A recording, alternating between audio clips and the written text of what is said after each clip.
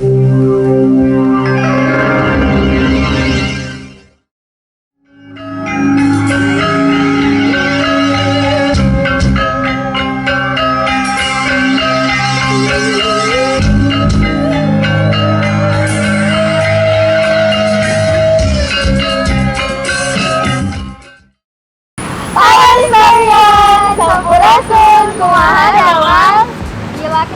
kenalan dulu. Oke, kita kenalan dulu. Kita dari TPS. Siapa aja nih? Pria, Kariza, Kita dari SMA 1 Ciparai. dan kita lagi di mana nih? Mana nih? Di mana? Kalian udah dapat spoiler. Spoiler. BTW, museum ini tuh museum Terkeren, terkece, terhits di Bandung. Tahu nggak? Kalian kalau belum kesini, wah, Belum parah tahu sih. Orang Parah Bandung sih. wajib sih. Ini tiketnya cuma Rp3.000 dan ya karena mungkin situasinya lagi pandemi gini ya, jadi kita bakal ngajak kalian buat jalan-jalan virtual di sini. Nggak cuma gaul nih, tapi berilmu juga. Nah, bener banget. Kita juga dapat kesempatan buat wawancara langsung sama salah satu edukator di museum ini. Keren banget gak sih? Oh my god. Jadi kalian harus tonton sampai habis. Pokoknya kalian harus tahu nih, di sini ada arca pernah hilang dan diamankan sama museum ini. Dan kita pasti bakal bahas tuh. Bakal dibahas. Kalian harus tahu pokoknya. Kalau Ayo pengen masuk tahu, aja. Ayo ikutin kita. Oh, guys.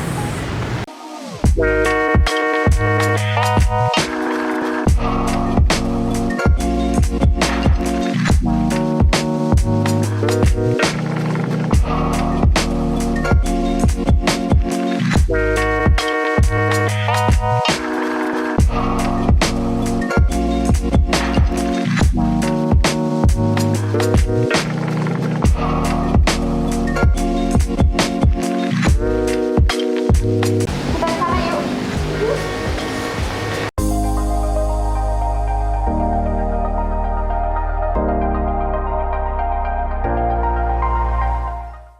Halo historian semua. Sekarang kita dapat kesempatan bagus banget, dikasih kesempatan untuk wawancara langsung sama kurator museum di sini. Nah, sebelumnya Pak, boleh saya tahu nama Bapak siapa ya? Pak Lili Bekerja di sini sebagai edukator edukator. Nah, sudah berapa lama ya Pak? sudah 30 tahun. Kalau boleh saya tahu, latar belakang museum ini bagaimana Pak? Oke, Museum Sribaduga ini didirikan pada tahun 1914. Setelah selesai pembangunan tahap kedua, baru diresmikan tepatnya tanggal 5 Juni tahun 80. Ya, dulu dari tahun 80 sampai tahun 90 masih sekitar Museum Negeri Provinsi Jawa Barat. Dan belum ada yang mengenal nama Sribaduga. Setelah keluarnya SK tanggal 1 April 1990 bahwa museum ini diberi nama Sribaduga ya. Jadi Sribaduga itu diambil dari nama depan salah seorang raja dari Kerajaan Penjaran atau Raja Sunda. Makanya sampai sekarang nama Museum Jawa Barat ini Sribaduga, yang panjangnya adalah Sribaduga Maharaja Ratu Haji Pakuan Pajajaran Sri Ratu Dewata, sesuai dengan bukti prasasti yang ditemukan di Bogor, yaitu prasasti batu tulis. Di situ tersirat nama lengkap Sribaduga. Di sini jumlah koleksinya Jumlah koleksi sampai saat ini mencapai 7.000 buah. Ya, 7.000 buah itu terbagi ke dalam 10 klasifikasi koleksi. Ada koleksi geologi, geografi, etnografi, arkeologi, sampai ke teknologi. Jadi memamerkan koleksinya itu di ruang pameran tetap itu berdasarkan kronologis atau pembabakan sejarah yang ada di Jawa Barat. Mulai dari zaman prasejarah, masa klasik Buddha, masa Islam, masa kolonial, dan sekarang ya. Nah, koleksi arkeologi ini adalah termasuk arca. Di situ ada arca Siwa. Ya, arca Siwa yang ada di museum ini adalah arca Siwa yang ditemukan di beberapa daerah. Nah, salah satunya adalah arca Siwa yang kami temukan di Pulau Panaitan. Arca ini beda dengan yang ada di Jawa Timur atau di daerah lain ya. Arca ini sedang menunggang wahananya atau dan disebut dengan lembu atau Nandini. Nah, arca Siwa ini satu-satunya arca yang ditemukan di Pulau Panaitan. Pulau Panaitan ini mungkin sisa-sisa atau peninggalan dari kerajaan yang pertama, kerajaan Hindu yang ada di Jawa Barat, yaitu kerajaan Salakanagara ya. Nah, kerajaan Salakanagara ini ada di Provinsi Banten. Jadi beda dengan arca-arca yang lainnya. Nah, ini termasuk kategori arkeologi atau temuan galian. Jawa Barat ini memang awalnya setelah masa prasejarah ya, baru adanya kontak budaya dengan India. Makanya di situ para rajanya menganut agama Hindu dan Buddha. Jadi untuk keberadaan kerajaan-kerajaan Hindu Buddha itu memang temuan-temuan Jawa Barat ini memang sangat sedikit sekali. Terima kasih loh penjelasannya mengenai materi museum maupun tentang arca Siwa yang mau kita highlight di vlog kali ini. Ada kata-kata lain untuk penonton? Silakan oleh kalian memanfaatkan museum ini untuk belajar atau penunjang pembelajaran di sekolah. Museum ini bisa dijadikan sumber pembelajaran apabila kalian mau belajar sejarah IPS, datang langsung atau belajar di museum. Itu aja mungkin ya. Terima kasih. Seru banget kan? Makanya ayo kita keliling-keliling lagi yuk. Kenapa sih bisa disebut arca Siwa dan siapa itu Siwa sebenarnya? Pasti sebagian dari kalian udah tahu dong. Siapa itu Siwa? Siwa itu kan salah satu dewa Trimurti yang terdiri dari Brahma, Dewa Wisnu. Nah, Dewa Siwa ini sebenarnya fungsinya itu sebagai dewa pelebur atau dewa perusak bagi hal-hal yang dianggap buruk. Yang kita tahu tuh kan perwujudan Dewa Siwa tuh kita kiranya cuma satu, tapi sebenarnya perwujudan ada banyak loh. Yang pertama tuh ada Siwa Mahadewa. Siwa Mahadewa tuh jadi Dewa Siwa sebagai dewa tertinggi di antara dewa yang lainnya. Dewa Siwa sebagai dewa Trinetra.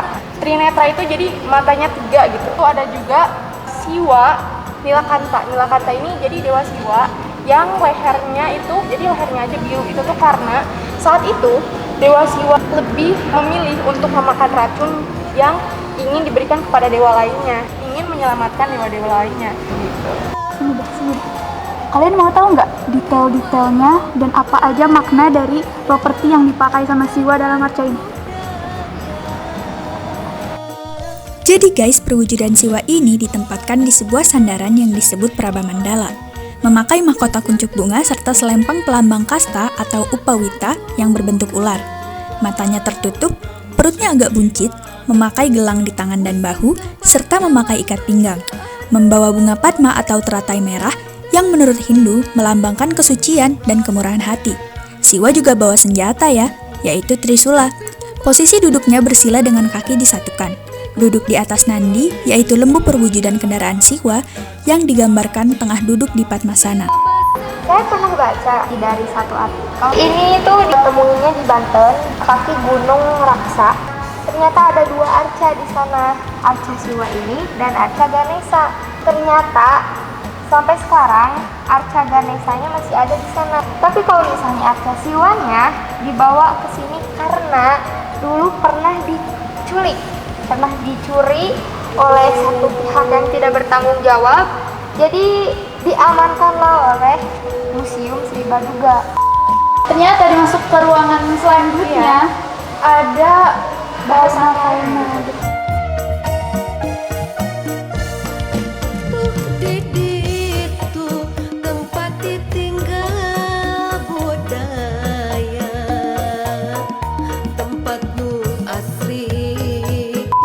Kita mau coba ke lantai 2 sekarang. Ikutin terus yuk. Tarik. Endah ramah merenah turtu manina tayanu bir. Kalau tadi lebih kepercayaannya masih animisme-dinamisme. Pas ke lantai 2, yang ke lantai 2 udah mulai islamisasi gitu. Di sini tadi yang kata aku barusan kayak ada aksara yang besar. Aksara Sunda ya waktu dulu kayak gitu. Iya, di sini ada tulisannya katanya ini tuh Surat Yusuf atau Kisah Nabi Yusuf. Hayu urang karumpul di Sri Baduga. Ini lantai 3 kayaknya. Oh iya kita naik aja ke sana. Kita naik aja bus sama-sama. Di lantai 3 nih lebih ke ekonominya kali ya. Ekonomi dan kegiatan dan life hack, barang-barang Budaya-budayanya juga ya ampun nih. Sundanis Pride.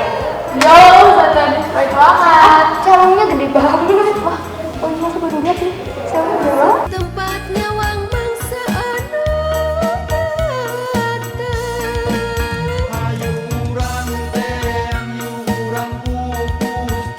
tapi pumah urang ularek mi Gusti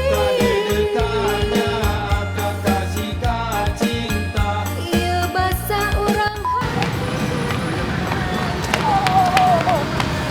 Oke guys, ternyata beres juga ini tutorial. Kalian tahu nggak? Oh, museum ini gede banget.